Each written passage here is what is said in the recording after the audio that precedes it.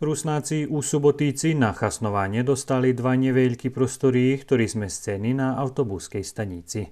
Na počátku čeka ich veľká robota kolo ušorjovania prostorijoh, a potom i useljenje, poneže teraz všetky stvari, ktorý društvo má, stoja vonka u atriumu. Dostati dva prostoriji. Ich veljkost jedno kolo 40 kvadratni meteri. Funkcionalnost u jednej bi še mohol tak navolec magazin, gdje bi pozbrali všetky naše stvari, ktoré máme. I toto drugo bi bilo taka prostorija gdje bi še povedzme moglo otrimati jedan knjižovni večer.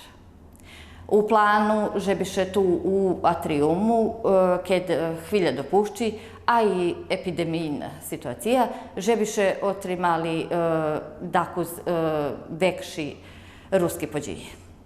Veliki problem u narodnim oblečivu, kotre već jak 5 roki stoji izmestene po škatuloh.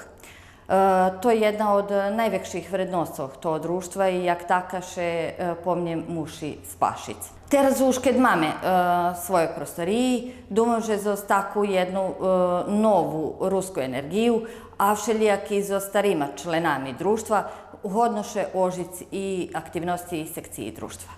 Včera u naštívi bola fachová služba Nacionálneho sovitu Rusnácoch, tá jedna zo stémoch rozvárky bola i pomoc sovitu kolo ušorjovania prostorijoh, tá i samého funkcionovania društva.